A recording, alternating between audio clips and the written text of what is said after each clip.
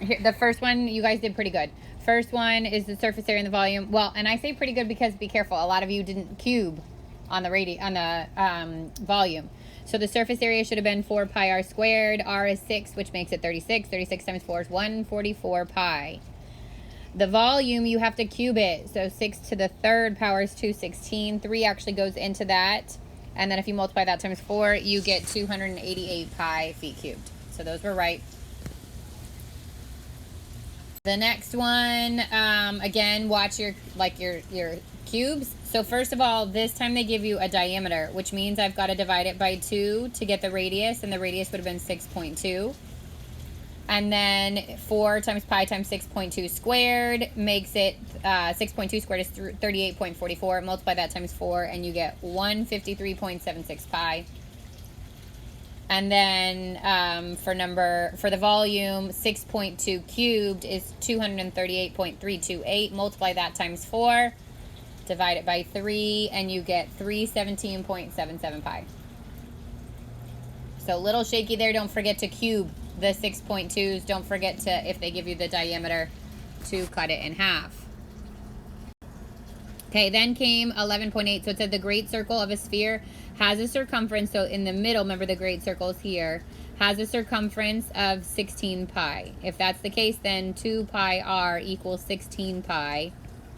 2r equals 16, and r is 8. Then I get 4/3 pi 8 cubed. 8 cubed is 512, which is not divisible by 3. So 512 times 4 is 2,048 pi over 3, and it's inches cubed.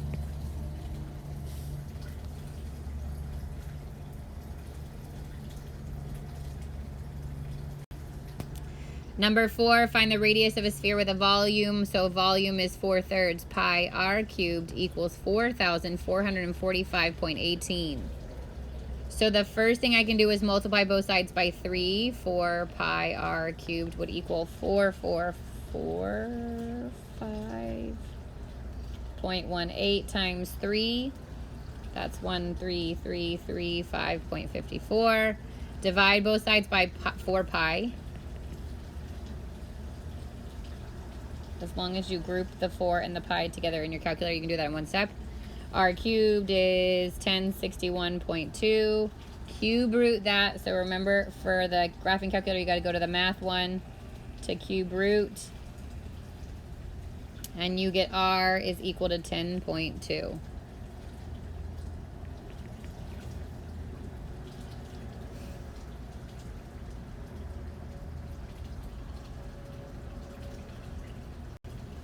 Number 5, find the surface area and the volume of the solid. So this is 2 solids put together. Surface area means we'd have to find half the sphere or the hemisphere plus, now this is where it's tricky because by adding these two together, we have lost this base of my cylinder.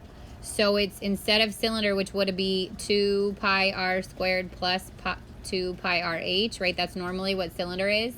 There's only one base, so it's pi r squared plus 2 pi r h. So I get 1/2 4 pi, 4 is the radius, so 4 squared for the sphere, plus pi, r is the radius still, plus 2 pi, 4 is still that radius, times the height, which is 4. So I can do 1/2 of 4 is 2. 2 times 16 is 32 pi. Plus this is 16 pi. Plus this is 16 times 2, 32 pi. So I get 64 plus 16, that's 80 pi for the surface area. So again, it's tricky because you have to take off the second base. There's only one base on that cylinder when you add these together. The volume is not so tricky because the volume is just 1/2 the sphere plus the cylinder. So it's 1/2 4/3 pi 4 cubed plus The cylinder's volume is pi r squared h. So pi 4 squared 4. 1/2 of 4/3 is 2/3. So this is 2/3 pi times 64 plus pi times 16 times 4, which is 64 pi. So I get 128 pi over 3 plus 64 pi. If it said to keep it in terms of pi, then I would want to convert 64 to be over 3, so I could combine these. 64 times 3. 192. So I'd get 128 pi over 3 plus 192 pi over 3. And 192 plus 128, 320 pi over 3. If it had said to use pi, because some of the questions on the test are going to say that, some of them won't, I would have just done 320 times pi divided by 3, and this is 335.1 meters cubed. So again, pay attention to the directions, because sometimes it's going to say to use pi and sometimes it's going to say to keep it in terms of pi. It should be pretty straightforward on your test. So remember, I said next week is a testing week. I think I told you this on Tuesday, which means that your test is a week from today, and it's just on these two sections, 11.8 and 11.9, which we're going to do now. Think about that 11.8, though, pulls back in the surface area and volumes of all the solids when it gets to composites. So you're going to get 2 composites. So make sure that you make a reference sheet that has all those areas and surface areas and volumes on it again, and add on the spheres. So I would basically take what you used for that last test and add on the spheres. All right, so let's get to notes on... Go ahead, Lewis.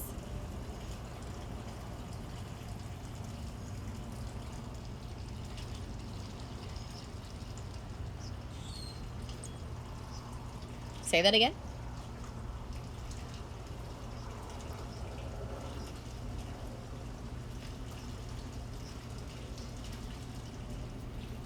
Oh, the Zoom ones? Yeah, it just means people change their ending date. So you guys are going until May 29th, May 28th, whatever that Friday is. That's all. Teachers just went in and had to redo their... That's all it is. So you're going to be going till the 29th. Yeah. Everything's the same from now till the 29th, except for Memorial Day. Memorial Day is your only day off. Everything else is exactly the same from now until the 29th. So 11.9 is called Exploring Similar Solids. The good news is the content here is really brief. There's only really like 2 things you need to know, but then there's a lot of application of it. So similar solids... Oh, okay, thank you. If you remember... like mini-me versions of something. So if I had a big triangle and a small triangle, as long as they had the same angles and proportional sides. If I had a big square and a small square, all those things are proportional, which makes them similar. Now we're talking about solids like that. So 2 pyramids, 2 cones, 2 cylinders, all that stuff. They have to be the same shape. And then their sides have to be proportional. So this says solids of the same type. So you can't compare a cylinder to a cone. Those can't be similar. It has to be a cylinder, a cone to a cone. With equal ratios of corresponding linear measures, which means the heights, the widths, the lengths, the height, the radii, all those things would be proportional. We still have the scale factor. So if you remember, this is like the scale factor of if something is half the size, it would be 1 to 2, or if it's doubled, it's 2 to 1. That's your scale factor. And any 2 cubes are similar because all the lengths are the same. So it doesn't matter which side you pick. And any 2 spheres are similar because all you have is a radius. So all spheres are similar. If I took a tiny golf ball and I compared it to a basketball, I would find their measurements to be proportional.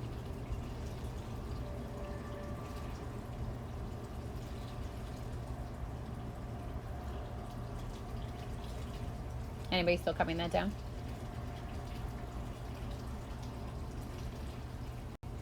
Okay, so This theorem about similar solids tells you what to do with the ratios of their side lengths. If you are given the scale factor of two similar solids is A to B, like 1 to 2 or 2 to 3, something like that, then the ratio of their corresponding areas is A squared to B squared.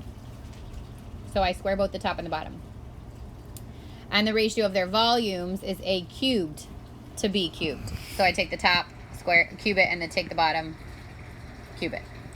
So if I said the ratio of two solids is the scale factor, let's say, or the ratio of their lengths is 2 to 3, if this is my scale factor, then the ratio of their perimeters stays the same. Perimeter would be side length. Those would be linear. It would also be 2 to 3.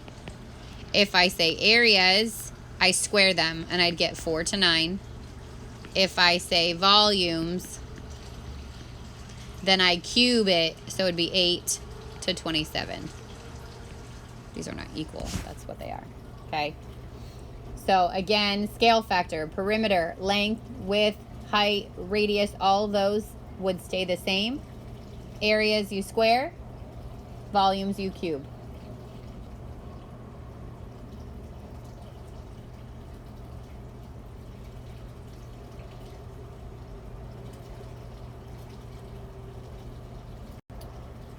All right, so example 1 just says, are all spheres similar? We already said this, right? All spheres are similar. This is a yes. There's only one radius measurement. That's it. And they'd all be the same. Not all the same, but they all be proportional. Are all right similars? Are all right cylinders similar? And this is no. You can have a radius. Let's say that this radius is 2 and this radius is 4. But you can have something that is really tall, like this is 10, and this is 2. So if I compare the radii, 2 to 4 does not equal 10 to 2. So cylinders can be similar, but they don't have to be.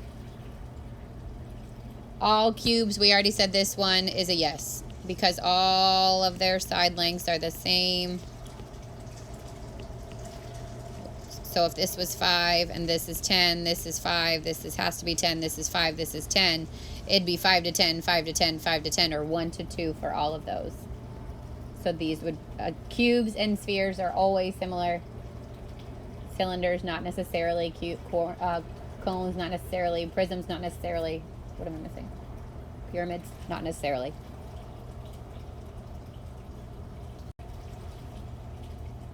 All right, this says 2 cones have the base radii of 8 centimeters and 12 centimeters and heights of 16 to 24, respectively, which means in that order.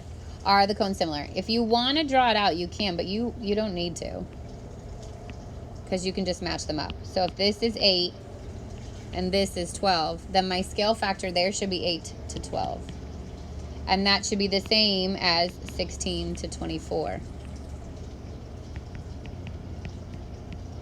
So what I want to do is reduce both of these and see if they're equal. If they're equal, the answer is yes. If they're not, then the answer is no. So 4 goes into this twice and 3 times. This would be 2 to 3. 8 goes into this twice and 3 times, and the answer there is 2 to 3. So because these match, the answer is yes. They are similar.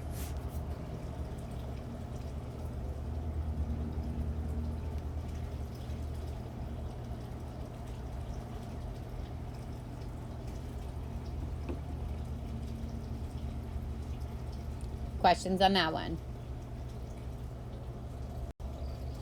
Okay, 3 says 2 similar square pyramids have base areas of 4 meters and 36 meters. Find the ratio of the heights of the pyramids.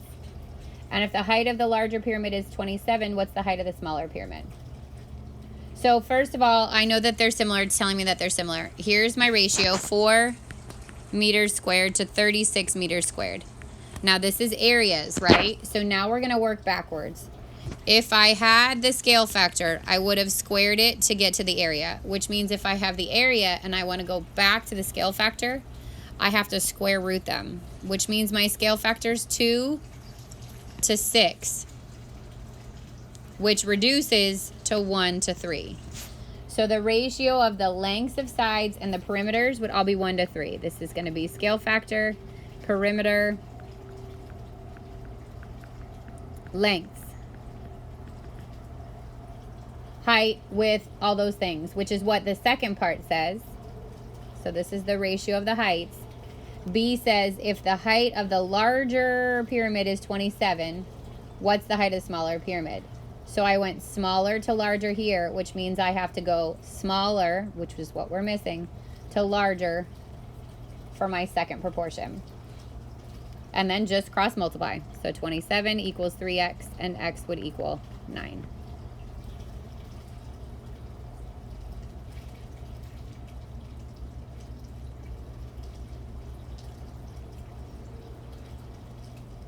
So you're gonna see a bunch of different ways of using these similar solids. Just keep in mind, so if I would just do a quick recap, that if I had the scale factor, okay, let's say it's, I don't know, 2 to 5, okay? This is the same as the lengths, perimeter, okay, width, height, radii. That's the same. We're going to use the same ratio. If I want to know their areas, I'm going to square it. So it'd be 4 to 25. If I want to know the ratio of their volumes, I'm going to cube it. So it'd be 8 to 125. So you could be working anywhere in here. It could give you the area and you have to square root it to get to the scale factor. It could give you the volume and you have to cube root it to get back to the scale factor. And then it can give you any of these. Let's say it gives you the volume of the smaller one is 11. What's the volume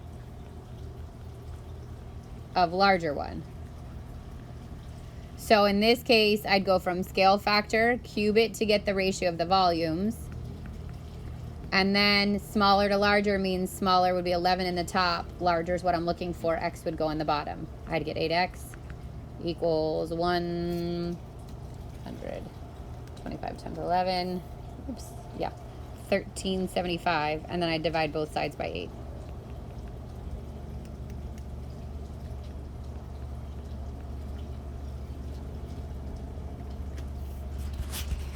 So you will get questions on your test that literally say, if this is the scale factor, what's the ratio of the area? Something as easy as that. If this is the scale factor, what's the ratio of the volume? Something as easy as that. And then you're going to get the application, which is something like this. If this is the scale factor, or if these are the side lengths, and then the area is given of one, find the area of the other. If the volume is given of one, find the volume of the other. So tomorrow we'll do the warm-up for this. And then we will talk about your test again, which is next Thursday. I'll assign the review over the weekend. It will be due on Tuesday.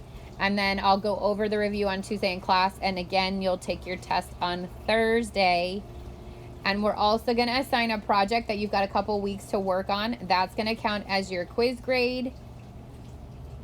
And then you'll get one more test. So you'll end up with 3 tests, 2 quizzes for this quarter.